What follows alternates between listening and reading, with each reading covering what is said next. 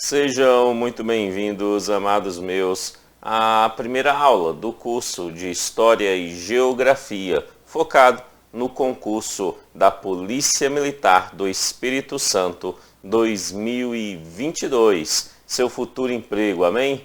Amém, Senhor. Amém, Senhor. Amados meus. Antes de começar essa aula propriamente dito, eu tenho um aviso para você. Logo, aqui abaixo na descrição desse vídeo, nós temos lá 3 links. O link número 1 é o link do material em PDF de apoio a essa aula, tá? Então, o material que eu vou trabalhar aqui na tela, esse material aqui, né? Ele se encontra no link número 1, logo aqui abaixo na descrição do vídeo. Vai lá, baixa, faça suas anotações. Ele foi criado, foi feito com muito carinho para você. Beleza? Tranquilo? Ok. Além do link número 1, existe o link número 2. Nesse link, ele é o link de uma playlist com videoaulas focadas no concurso da Polícia Militar do Espírito Santo, né, de História e Geografia, que eu estarei colocando videoaulas gratuitas para você, tá? Então o link número 2 é o link de videoaulas gratuitas no mesmo formato dessa aula, né? Aonde que nós temos a videoaula, nós temos material em PDF de apoio, então lá terá algumas aulas gratuitas no link número 2, ok? E o link número 3 é o link do curso completo de História e Geografia para a Polícia Militar do Espírito Santo. Todo ele gravado pós-edital por mim, professor Kennedy Santos. Beleza? Então o link número 3 é o link do curso completo. Tudo bem? Vai lá, dá uma olhadinha no curso. E se te agradar, se você gostar da minha didática, talvez seja interessante vir estudar comigo, tá? O curso está sendo gravado, essa é a primeira aula que eu estou gravando. Hoje é dia 22/6/2022 e a partir daqui irei gravar várias aulas e as aulas eu vou gravando e vou colocando lá no curso. Beleza? Tá? E o curso ele está saindo no valor de R$ 50, bem tranquilo, né? É o curso completo no valor aí de R$ 50. Tudo bem? Beleza! Avisos dados, você já sabe o que tem nos 3 links, então sem mais delongas, vamos iniciar os nossos trabalhos. Quando nós falamos em estudar história, é algo bem interessante. Porque estudar história é um poço sem fundo. Isso significa que você vai estudando e nunca chega a um determinado fim, né? É por isso que estudar história é diferente do que estudar história para concurso público. E a diferença está que no ato de estudar história para concurso público, há um norte, há um edital que nos diz exatamente os pontos que o examinador deseja que nós sabemos na hora da prova, beleza? Então, estudar história para concurso é focado no edital. E é isso que eu irei fazer aqui com você, exatamente com história e com geografia. Pegar os pontos que o edital solicita e destrinchá-los ao máximo possível para fazer com que você acerte as questões da sua prova, beleza? Então, nessa primeira aula, nós vamos começar com o primeiro tópico que se encontra lá no edital 2022 da Polícia Militar do Espírito Santo, né? Lá se encontra assim, no primeiro tópico de história, ele fala lá assim: a sociedade, ele fala lá assim, ó, a sociedade colonial, ok? Quando ele fala a sociedade colonial, ele está dizendo o que pra gente? Que ele pode cobrar qualquer assunto relacionado à colônia, ao Brasil colonial, ao período do Brasil colonial, tudo bem? Mas ele me dar ali um norte a ser estudado. Porque ele fala, eu quero o período colonial, mas eu quero no período colonial sobre a economia, sobre a cultura, sobre o trabalho escravo, sobre os bandeirantes e sobre os jesuítas. Então eu quero saber sobre economia, cultura, trabalho escravo, bandeirantes e jesuítas, ok? Quando nós pegamos esse edital, aplicando a história do Brasil, focado num concurso do Espírito Santo, é claro que a gente vai perceber então que os tópicos mais relevantes para fim dessa prova, né, será então o aspecto da economia da colônia. Por quê? Porque o Espírito Santo colonial se forma no centro desse modelo econômico aplicado ao Brasil. O Espírito Santo não é diferente, tá? Mas também claramente percebemos que há uma chance de ser cobrado o aspecto relacionado ao trabalho escravo. Por quê? Porque a sociedade do Espírito Santo era uma sociedade escravocrata, né? Mas também a questão dos jesuítas, porque falar de história do Espírito Santo é também falar sobre os jesuítas na sua ação ainda no período colonial. Tudo bem? Então é necessário a gente falar de tudo isso. Essa primeira aula é a primeira aula sobre o tópico economia na colônia, tá? Eu separei o tópico economia para tratar sobre em duas aulas. Na primeira aula, nós vamos tratar sobre o segundo ciclo econômico brasileiro. Por que o segundo, professor? Porque quando nós falamos sobre economia colonial, nós já estamos falando do segundo ciclo, porque o primeiro ciclo é o ciclo do pau-brasil. O ciclo do pau-brasil, ele é anterior ao período colonial. No período colonial, o ciclo é o ciclo do açúcar. Tá? Então, a economia do açúcar nos norteia a conhecer o período colonial. Tudo bem? Depois do período do açúcar, nós temos ali o período, né, o ciclo do ouro, né, o ciclo dos metais preciosos, é o terceiro ciclo econômico. Tá? Então, o primeiro ciclo é o pau-brasil, o segundo ciclo é o ciclo do açúcar e o terceiro ciclo é o ciclo dos metais, o ciclo do ouro. Perceba que quando nós falamos dessa história do Brasil e aplicamos ela na história do Espírito Santo, né, tudo vai iniciar dentro do ciclo do açúcar. Né? No Espírito Santo, tudo se inicia no ciclo do açúcar, tudo bem? E no ciclo do ouro, no ciclo dos metais preciosos, que também é um ciclo extremamente importante para fins de prova aqui, é um ciclo também muito importante na história do Espírito Santo, né? Quando se descobre ali metais preciosos, ouro, na região que atualmente é Minas Gerais, principalmente ali em Ouro Preto, tudo muda o aspecto econômico do Espírito Santo. O Espírito Santo sofre uma consequência muito relevante com a descoberta do ouro na região de Ouro Preto, na região que hoje é Minas Gerais. Beleza? Então é bem importante também esse ciclo. Por isso eu separei dois ciclos econômicos, né? Então vou trabalhar nessa aula o ciclo do açúcar e na próxima aula o ciclo dos metais preciosos. Obviamente sempre focado na história do Brasil, mas levando também a compreender a história do Espírito Santo. Ok? Sim, no curso completo há um módulo focado na história do Espírito Santo, com os tópicos lá solicitados. Tá? Então irei gravar só a história do Espírito Santo, mas é importante a gente conseguir ligar a história do Espírito Santo à história do Brasil. Então são assuntos obviamente complementares para uma prova de história no Espírito Santo. Beleza?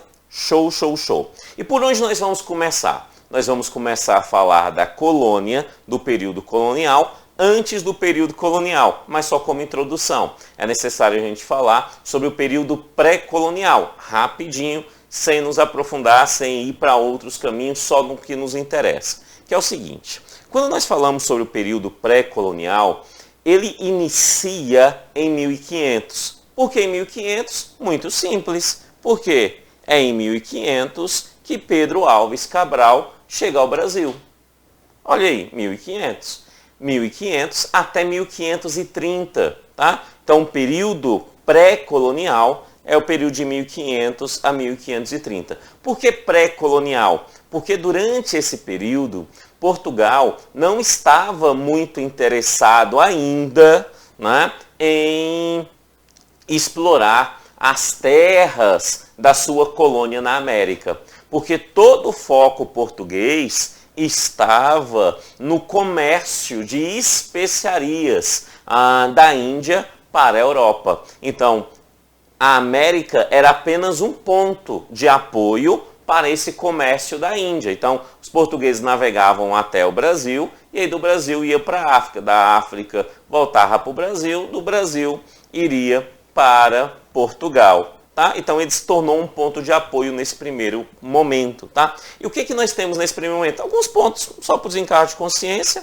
Nele nós já começamos então, no período pré-colonial, o ciclo do pau-brasil, né? Economicamente falando, é o pau-brasil que nós temos aqui dentro desse processo, né? Porque o grande foco verdadeiramente era o comércio de especiarias na Índia. Tá? Esse pau-brasil, ele é explorado ali através de ações juntamente com índios amigáveis aos portugueses, tá? Então ele fazia ali um escambo, né, com os indígenas, né, trocando coisas ali pelo pau-brasil. Beleza? Bem tranquilo, né? Bem tranquilo. Durante esses 30 anos iniciais, não tivemos muitas benfeitorias no território brasileiro trazido ali por Portugal. Não tivemos. Beleza? Tudo bem? Show, show, show. Ok. Mas acontece um fator em 1530, por volta de 1530, que é o seguinte. Em 1530 ali, outras nações começam também a dominar a navegação em oceano aberto. Isso mesmo, até 1530, basicamente quem navegava nos oceanos era Portugal e Espanha. Era quem tinha ali condições técnicas de navegação em oceano. Tá? De 1530 para lá, outras nações começam também a navegar. A Inglaterra, a França, a Holanda começam a navegar. E, obviamente, essas nações, ao navegarem, chegam também à América. E aí, estes querem tomar o território americano para eles, ou pelo menos parte do território americano para eles, tá? Que, tecnicamente, era ali de Portugal e de Espanha, conforme um tratado assinado entre esses dois países, né, que é o Tratado de Tordesilhas. Esse Tratado de Tordesilhas, ele é assinado em 1494. Tá? Basicamente, ele passa uma linha na América e parte da América, então, é de Portugal e a outra parte é da Espanha. Né? Quando os outros países começam a navegar, eles começam a desrespeitar esse tratado,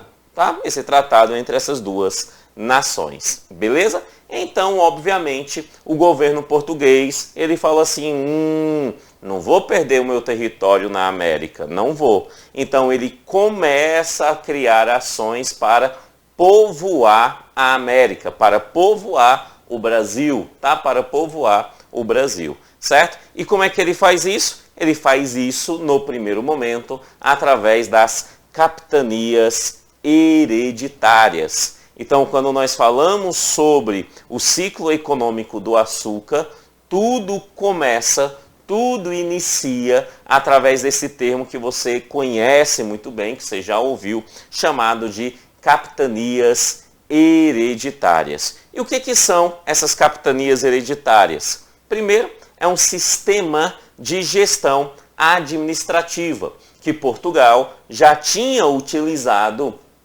no continente africano. Então, nas colônias portuguesas na África, ele já tinha realizado essa ideia de capitania hereditária, tá? E aí ele decidiu aplicar isso ao território brasileiro. E por que ele faz isso? Por alguns fatores. Porque Portugal não queria investir diretamente, economicamente, diretamente na colonização do Brasil. Não, tá? Ele não queria e também ele não tinha tanto dinheiro assim. Portugal já não era ali uma nação poderosa economicamente nesse momento, tá? Então o que ele faz? Ele terceiriza essa gestão administrativa e essa terceirização é chamada de capitania hereditária. Basicamente ele vai lotear o território que é dele conforme o Tratado de Tordesilhas e vai entregar ali a donatários, a pessoas que serão responsáveis por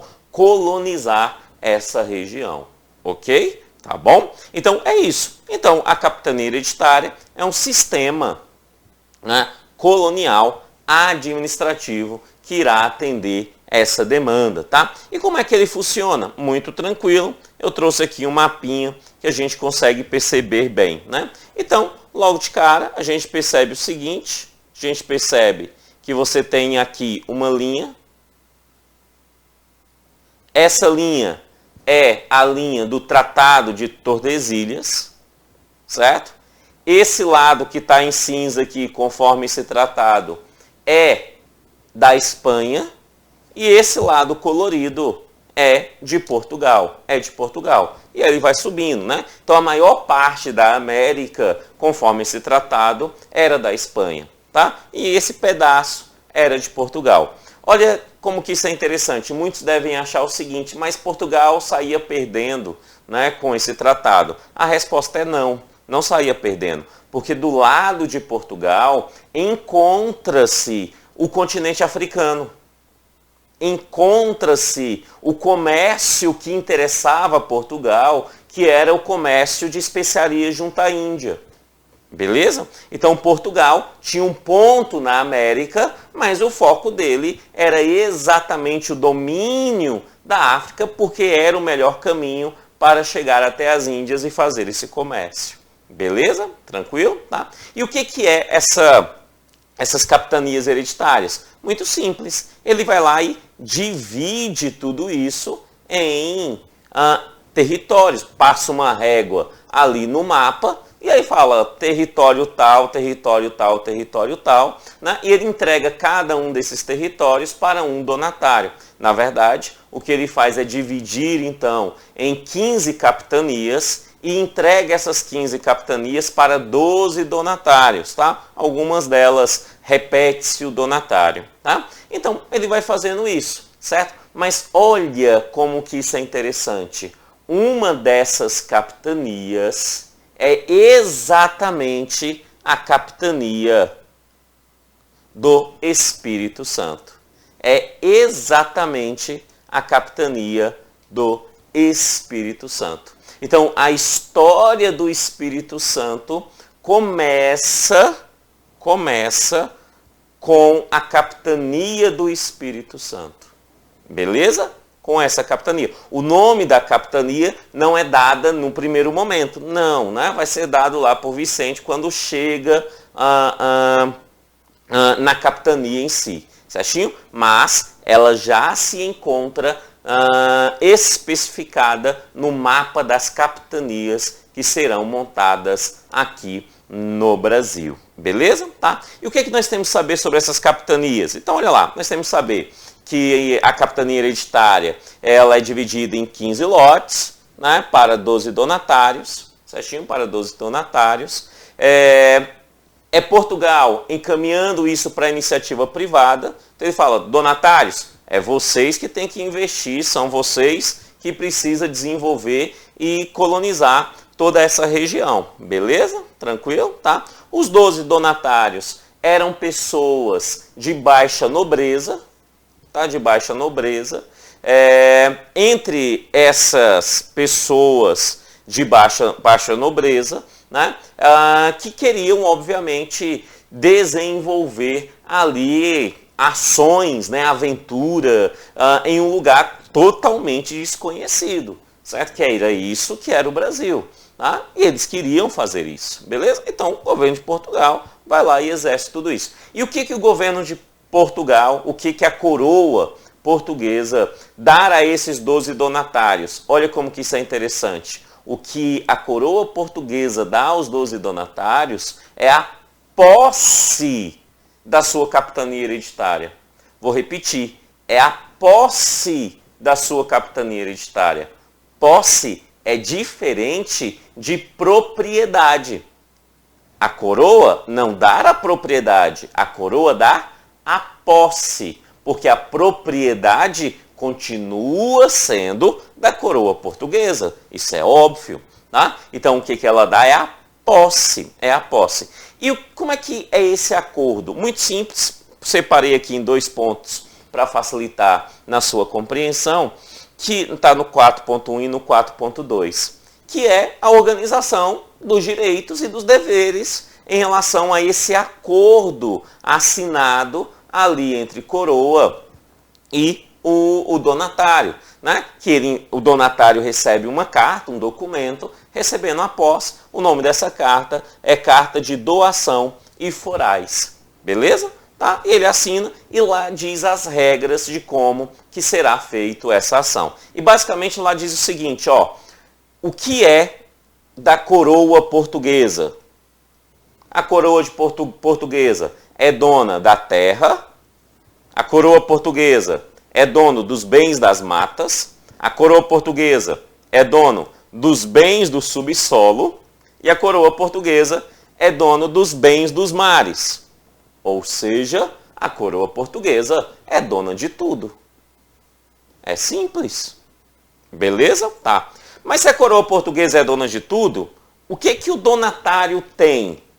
O donatário tem o direito, olha bem, ele tem o direito de povoar a terra, e ele faz isso através principalmente de um mecanismo de seis-marias, que é uma subdivisão da terra a qual ele tem a posse, né? Ele entrega para outras pessoas pedaços de terras. Né? Ele ainda tem o direito de defender esse território, não é bem um direito, é um dever, né, de defender o território. Ele tem então o direito de distribuir seis-marias, como eu disse, e ele tem o direito da agricultura. Então o que ele produzir na agricultura é dele. Certo? O que ele produz na agricultura é dele.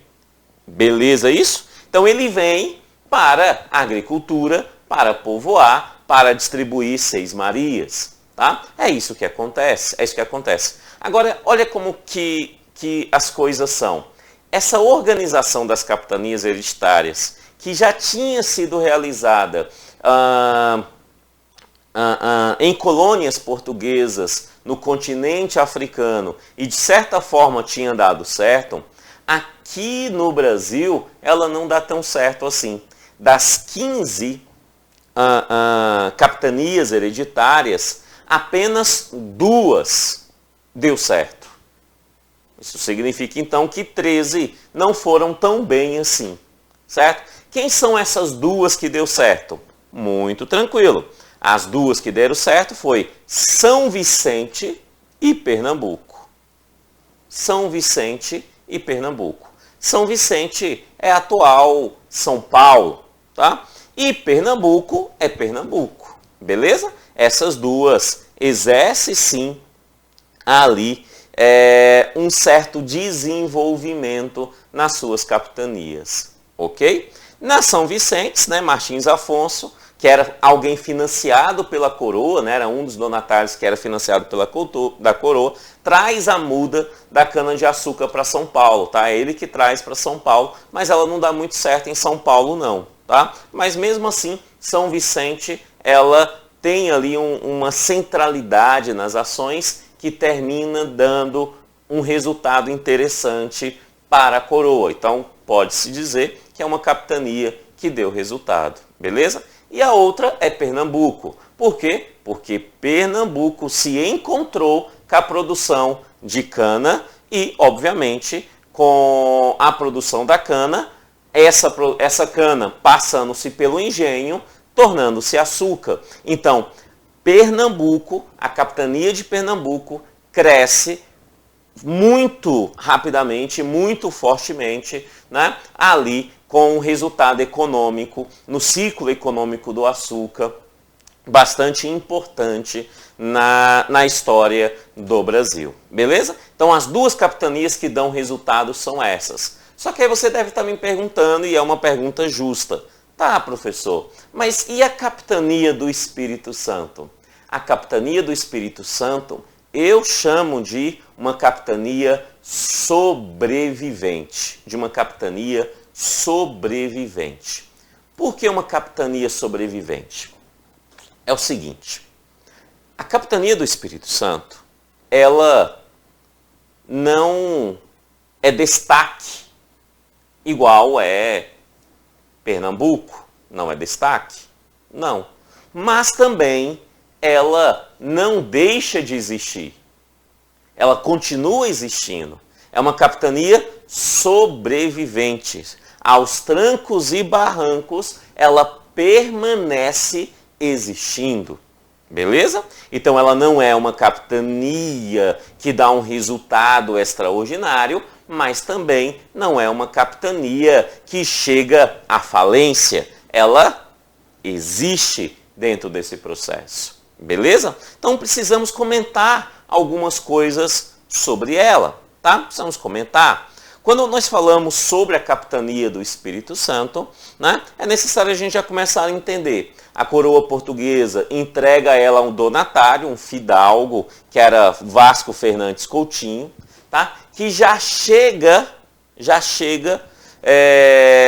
no Espírito Santo em 1535, né? Em 1535, ok? Tá? E ele chega lá aonde hoje é a prainha de Vila Velha, tá? Então ele chega ali em Vila Velha, tudo bem? Ele não é muito bem recepcionado, tem os índios lá, né? Tudo certo, manda flechada nele, ele responde com bombardeio ali de canhão, tal, né? Mas ele chega. E aos trancos e barrancos chegando, ele inclusive ali no Espírito Santo, ele institui, ele cria um engenho, né? Um engenho. E é o primeiro engenho que vai produzir, antes mesmo do Nordeste, dos engenhos do Nordeste, né? É o primeiro que vai produzir um açúcar de qualidade que consiga exportar para a Europa, tá? Então tem um engenho, sim, esse engenho dá início à colonização no Espírito Santo, tá? E aí isso vai dar continuidade a esse processo. O que a gente tem que lembrar aqui é que dentro desse processo de capitanias hereditárias tem o Espírito Santo, que aí vem ali Vasco Fernandes Coutinho, que vai começar a colonizar dentro dessa ideia da capitania, e o aspecto econômico inicial que ele utiliza para esse fim é exatamente o ciclo do açúcar, a produção do açúcar, né, que era basicamente o que o Brasil fazia, né, como matéria de produção e exportação desse produto para a Europa. Beleza? Então, o Espírito Santo está envolvido dentro do ciclo do açúcar. É o que nos interessa aqui nesse momento. Obviamente que lá na história do Espírito Santo, que pede claramente colonização, nós vamos nos aprofundar um pouquinho mais sobre essa demanda, né, sobre Vasco Fernandes Coutinho e a sua instalação e ali o seu conflito com os índios, entre vários outros assuntos importantes para fins de prova. Beleza? Fechou? Show de bola, tá? Então, olha o que eu disse. Eu afirmei que as capitanias hereditárias não deram certo. Não foi isso que eu afirmei? Né? Pelo menos a maioria delas. Certo, tá? A coroa portuguesa, para tentar resolver esse problema aqui no Brasil, A coroa portuguesa, ela muda a estratégia. Então ela fala assim, tá, a gestão administrativa não será somente e exclusivamente com as capitanias hereditárias. Elas continuarão existindo, elas não deixam de existir, elas continuarão existindo, mas é necessário que a coroa portuguesa tenha um governante diretamente lá na colônia, que irá ser a coroa portuguesa lá na colônia em si. Então o que ela faz? A coroa portuguesa institui aqui para o Brasil o período do governo geral. O período do governo geral, a economia é o ciclo do açúcar, não muda. Tá? Não muda. O que muda é a forma de governo. Durante as capitanias, era cada donatário por si. No governo geral, os donatários continuam responsáveis pelas suas capitanias, mas há um governo geral, há alguém que é o representante direto do rei na colônia, que irá gerenciar tudo aquilo que está acontecendo na colônia, tá? Tudo aquilo que está acontecendo na colônia. Beleza? Isso é o governo geral. Então, é uma forma de gestão, é uma forma administrativa de governo que a coroa traz para cá. E o que esse governo geral pretende? Pretende 3 pontos especificamente. Primeiro, defender o território. Então, uma força maior para a defesa.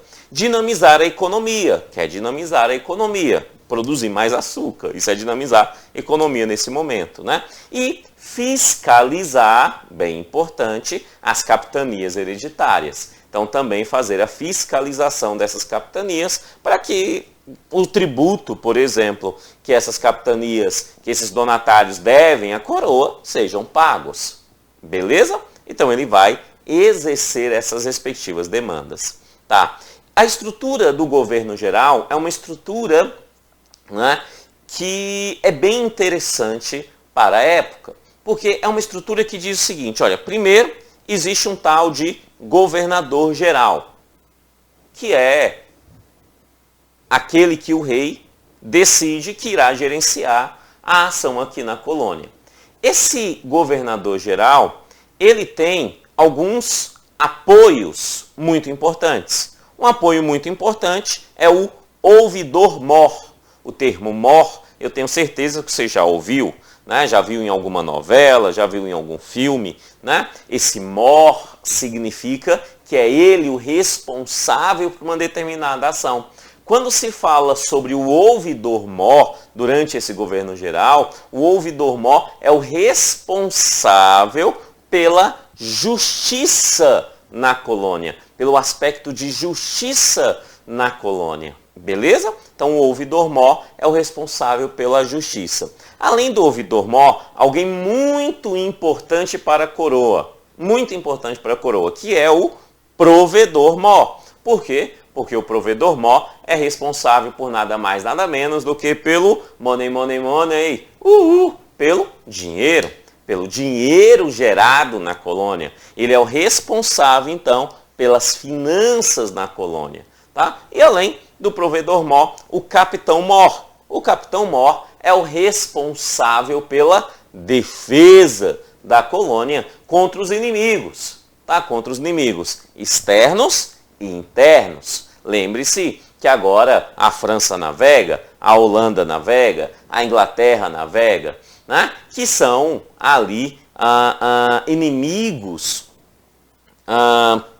possíveis, inclusive muitos piratas dessa origem chegam na colônia para tentar sacar, para tentar dominar terras, né? Então você tinha ali o capitão-mor para defender essas ações. Beleza? Tranquilo? Então o capitão-mor.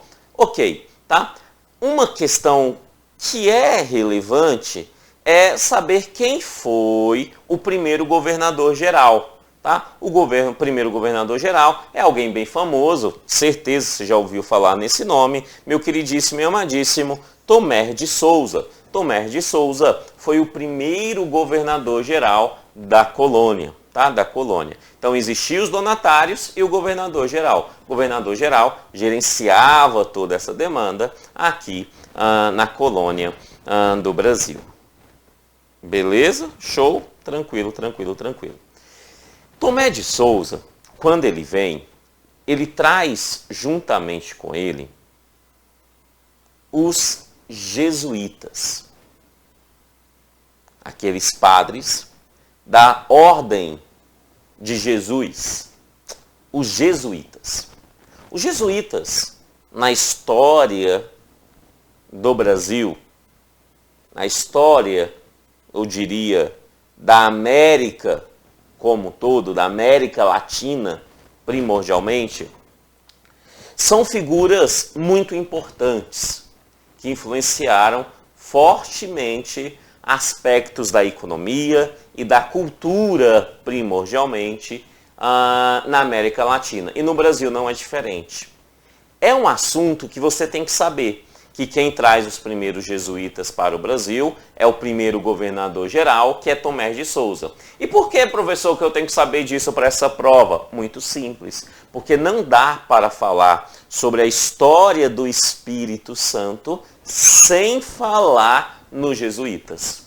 Não dá. Os jesuítas, eles fazem parte do fundamento cultural da colônia portuguesa ali no Espírito Santo. Tá? Não irei me aprofundar aqui sobre os jesuítas, mas já te informo que sim, jesuítas têm chances de cair na sua prova, principalmente lá numa questão sobre história específica do Espírito Santo. Na história geral, aqui do Brasil, é importante você saber que os jesuítas vieram com o primeiro governador geral, que foi Tomé de Souza.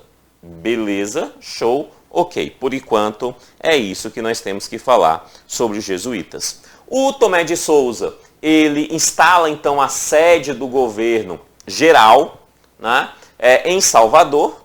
Em Salvador, você já ouviu falar, né? A primeira capital do Brasil foi Salvador, depois foi transferida para o Rio de Janeiro e depois para Brasília. Salvador, na verdade, foi a sede, não foi necessariamente uma capital, mas foi a sede do governo geral, porque era período colonial, nós não temos capital. Quem tem capital não tínhamos capital, né? Quem tem capital é um país. Então, o que nós tínhamos era uma sede, e essa sede era em Salvador. Por que Tomé de Souza escolheu Salvador? Por motivos óbvios, tá? Entre esses motivos óbvios, porque a maior produção açucareira estava no Nordeste. Beleza? Então, Nordeste. Certinho? Então, por isso que ele foi para lá. Tá? No Espírito Santo tinha produção de açúcar? Tinha, mas era pequena em relação ao que estava acontecendo no Nordeste. Então ele traz para cá. Um outro motivo relevante, que Salvador é próximo da Europa. Próximo, professor? É próximo, comparado com outras regiões da colônia. Tá? Na colônia, Salvador está mais próximo ali da Europa. Tá? Então ele escolhe Salvador ali por conta desses aspectos. Um outro fator, né, é que como você tem produção de açúcar no Nordeste, por que tem produção de açúcar no Nordeste? Porque o solo é adequado para isso, né? Nós temos ali o solo de Massapê, né? Principalmente no litoral, que vai ajudar, você tem um clima também adequado para isso. Beleza? Tranquilo?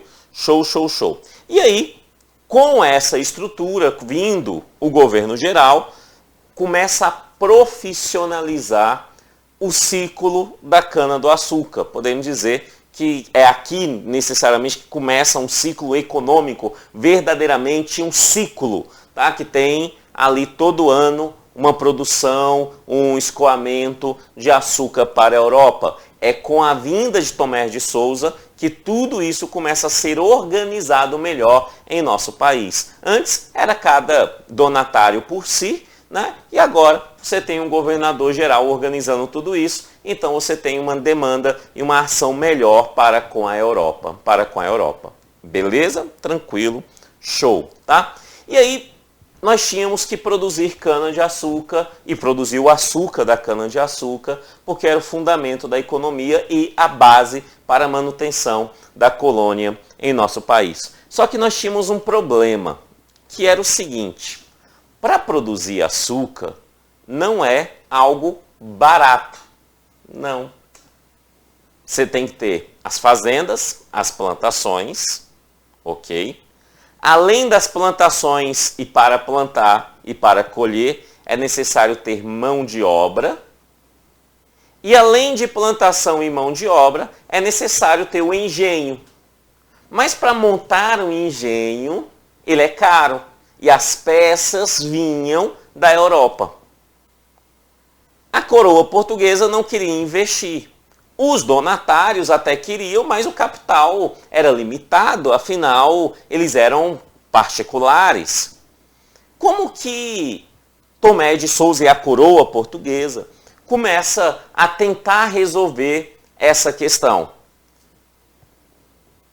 Através de uma estratégia econômica internacional, que foi o seguinte. A coroa portuguesa queria produzir o açúcar. Queria. Mas não queria investir nessa produção aqui no Brasil. Então o que ela faz? Ela monta uma parceria. E ela monta uma parceria com quem? Com ninguém mais, ninguém menos do que a Holanda. Isso mesmo. A coroa portuguesa monta uma parceria com a Holanda.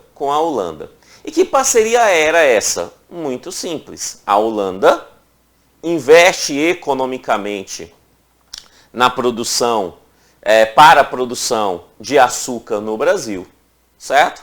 E a Holanda, ela termina adquirindo, então, o direito de negociar este açúcar na Europa. Foi esse o acordo principal. Então, olha o que ele diz aí, coloquei no tópico 7, ó. Problemas econômicos da produção de açúcar, instalação de engenho muito caro, mão de obra, principalmente a escrava, é muito cara. A mão de obra escrava também acontece no Espírito Santo, né? O Espírito Santo é escravocrata, era, né, escravocrata, então tinha lá também, beleza? Então você tem essa estrutura que é importante a gente lembrar, certo? E aí ele começa a fazer um acordo, tá? A Holanda financia essa produção, tá? Financia, Portugal produz o açúcar, e aí, com o financiamento da Holanda, o que ela quer? Ela quer o direito de vender o açúcar através da Companhia Holandesa das Índias, tá? Através da Companhia Holandesa. Com esse acordo, especificamente, nós passamos a ter, então, no Brasil, a produção do açúcar em um mecanismo bastante conhecido chamado plantation, ou seja, uma monocultura, né? Nós temos o foco da colônia é a produção do açúcar, é a monocultura, é o plantation em relação à cana de açúcar e, obviamente, a sua produção do açúcar através. Mas, professor, por que o açúcar era tão importante? Porque a Europa queria consumir açúcar. E por que Portugal queria vender isso? Porque a especialidade de Portugal era exatamente a venda de especiarias. E o açúcar é uma especiaria. Tá? Então acontece toda essa demanda. Mas olha como que são as coisas. O acordo foi feito com a Holanda está vendendo um açúcar. Está tudo certo com a coroa portuguesa e a Holanda. Tudo certo. Só que acontece o seguinte. Lá em Portugal, Dom Sebastião, rei de Portugal, que fez esse acordo com a Holanda, acontece algo muito interessante, que é ele morre. Como todo ser humano, Dom Sebastião morre. Quando Dom Sebastião morre, gera um problema, que é o seguinte: Dom Sebastião não tinha herdeiro do trono direto. Não. O mais próximo do herdeiro do trono não era português. Não. Na verdade, o mais próximo era Felipe II, que era ali rei da Espanha. Rei da Espanha. Então o que acontece é o seguinte: o rei da Espanha, ele passa a reinar também em Portugal, acontecendo um determinado momento o que a gente chama de União Ibérica. Então o rei passa a governar a União Ibérica. A União Ibérica. Beleza? Tranquilo? Show, show, show. Só que acontece um detalhe. A Espanha e a Holanda tinham brigas homéricas. Eles já estavam guerreando há muito tempo. A Holanda vivia tentando invadir terras espanholas na América. Então Felipe II vê aquele acordo com a Holanda e aí ele fala assim, aquele acordo que Dom Sebastião tinha assinado. E ele fala assim, tá tudo cancelado. Vai lá e interrompe o acordo. Vai lá e acaba com esse acordo. Quando ele acaba com esse acordo, a Holanda perde todo aquele investimento que tinha sido feito na colônia portuguesa chamada Brasil. A Holanda tinha basicamente duas opções. A primeira opção era entender que perdeu e beleza, e seguir a vida. A segunda opção era ir para a porrada. E adivinha o que a Holanda escolheu? A Holanda escolheu ir para a porrada. Que é isso, Felipe II? Como assim você está querendo nos dar um golpe? Disse os holandeses. Beleza? Então eles organizam para adentrar as colônias, a colônia Brasil, e gerenciar essa produção do açúcar. Essa ação ficou conhecida como invasão holandesa. Invasão holandesa. Perceba que então no primeiro momento, Portugal tinha um acordo com a Holanda.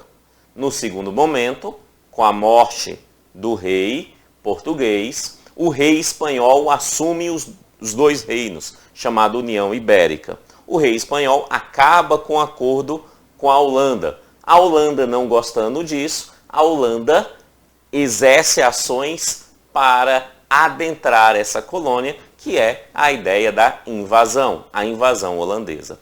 Essa invasão holandesa vai acontecer em dois momentos. O primeiro momento é o que eu chamo de rascunho, que não acontece de forma grande, pequena, né, para entender como é que vai acontecer, que é a primeira invasão,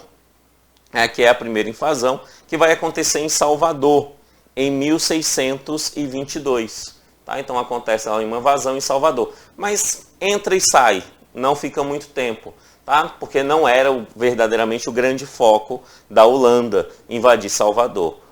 Aonde o foco dela mesmo é Pernambuco. Então a invasão holandesa em Pernambuco. Você já ouviu falar sobre essa invasão em Pernambuco? A invasão holandesa. Ela irá acontecer ali inicialmente em 1630, tá? Em 1630, beleza? E ela vai ali até 1654, tá? Até 1654, beleza. O que se tem nessa invasão? A invasão holandesa no Pernambuco, obviamente o foco era o açúcar, a produção do açúcar, né? Podemos dividi-la em três fases, e é isso que eu fiz aqui. A primeira fase é a fase da conquista.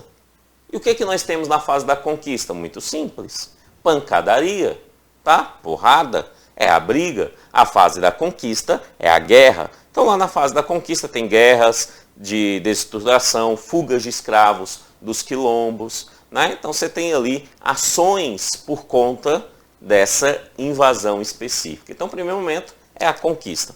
Depois da conquista, nós temos a fase da acomodação. A fase da acomodação é quando a Holanda exerce então o poder em Pernambuco e começa a gerenciar ali as ações, né, da produção da cana e, consequentemente, do açúcar em Pernambuco. Para isso, com a invasão, a Holanda começa a investir economicamente ainda mais nos engenhos e nas fazendas de cana. Tá? Começa a colocar dinheiro, emprestar dinheiro aos donos dessa estrutura. Tá? Então ela vai lá, coloca dinheiro para o engenho, coloca dinheiro para uma produção de cana, na emprestado. Por quê? Porque essa cana ia vir para ela, essa açúcar ela iria vender na Europa e estava tudo certo. Então havia ali um interesse por conta disso. Beleza? Show? Tranquilo. Só que, obviamente, que uma invasão dessa vai ter resposta, né? Vai ter resposta. E a resposta se dá através da expulsão. Através da expulsão. Tá? Através da expulsão. E como é que se dá essa expulsão? Muito simples, preste atenção. Lá na Europa, lá em Portugal, há uma ação para tirar Filipe II do poder, para acabar com a União Ibérica. Portugal não estava feliz com a União Ibérica de Espanha e Portugal. Não. Tá? E aí o que acontece é que dentro dessa ação, um novo rei de Portugal inicia, tá? Que é Dom João IV. Dom João IV. Dom João IV, ele volta ao poder de Portugal, inclusive com o apoio da Holanda. Inclusive com o apoio da Holanda. Ou seja, a Holanda, como tinha briga com a Espanha, e a Espanha tinha feito esse negócio, a Holanda ajuda Dom João IV a tomar novamente Portugal e voltar ao governo. E isso acontece. Então, Dom João IV assume o governo de Portugal, volta a gerenciar a colônia, os espanhóis já não têm mais nenhum poder sobre a colônia, e aí Dom João IV faz um acordo com a Holanda que é o seguinte: olha, o que vocês fizeram lá em Pernambuco pode continuar. Tá tudo certo, tá tranquilo. Tá tranquilo, tá favorável. Tá tranquilo, tá favorável. Beleza? De boa. Esse acordo foi feito entre Portugal e Holanda. Entre Portugal e Holanda. Beleza. Mas Dom João falou isso para os holandeses, mas mandou o recado para os donos de engenho em Pernambuco, que é o seguinte: donos de engenho em Pernambuco, vamos expulsar os holandeses daí. Eu não quero os holandeses aí, expulsa, é melhor para vocês.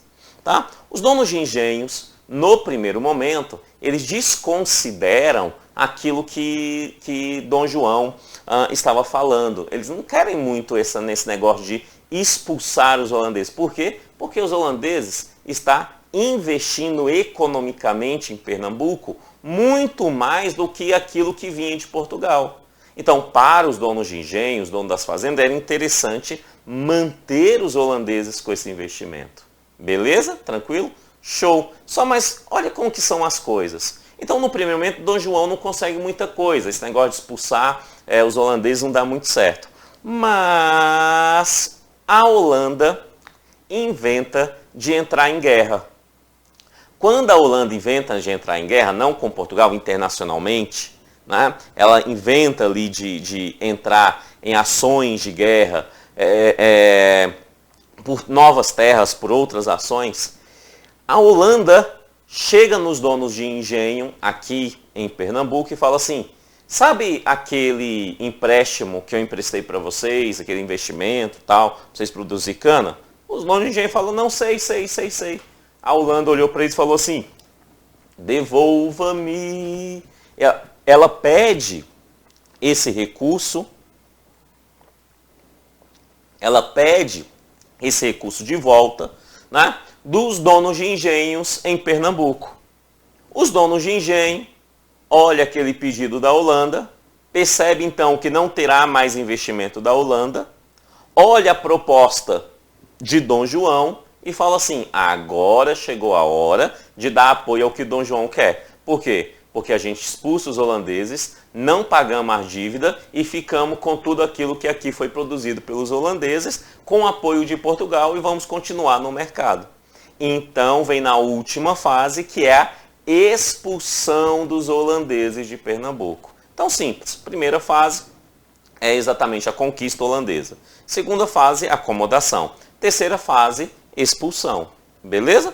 Tem os acordos internacionais nesse mérito aí de tudo isso que aconteceu. Tranquilo? Quando expulsa a Holanda, fica tudo bem. Mas só fica tudo bem por pouco tempo. Por quê? Porque chegamos ao fim do ciclo do açúcar. Como assim o fim do ciclo do açúcar? O açúcar deixa de ser importante na Europa? Não, não deixa de ser importante. Mas é porque os holandeses, esses que foram expulsos aqui de Pernambuco, eles terminam conquistando um território na América Central, lá nas Antilhas. E como eles são experts na produção de açúcar e na comercialização de açúcar, o que eles fazem? Eles começam a produzir açúcar nas Antilhas. E como eram eles que comercializavam, e eram eles que tinham mercado, e a Antilha é mais perto da Europa, o açúcar fica mais barato e é de excelente qualidade, o que acontece? A Holanda quebra, com essa jogada, o mercado brasileiro do açúcar. Mas quando chega o fim do ciclo do açúcar, inicia-se no Brasil o ciclo da mineração, que é o ciclo que nós vamos estudar na próxima aula, tá? Lembrando que o ciclo da mineração é extremamente importante para a sua prova. Por quê? Porque o ciclo da mineração influencia diretamente na formação do que hoje é o estado do Espírito Santo. Tá? Então o ciclo da mineração é muito importante na história do Espírito Santo, então é importantíssimo conhecer esse período econômico, né, da colônia para fins da sua prova. Beleza? Antes de encerrar, só um aviso, lembrando, logo aqui abaixo na descrição desse vídeo, existem 3 links. O link número 1, material em PDF de apoio a essa aula, esse material que você está vendo aqui na tela. Tá? O link número 2 é o link de uma playlist com videoaulas gratuitas, nesse mesmo modelo dessa aula.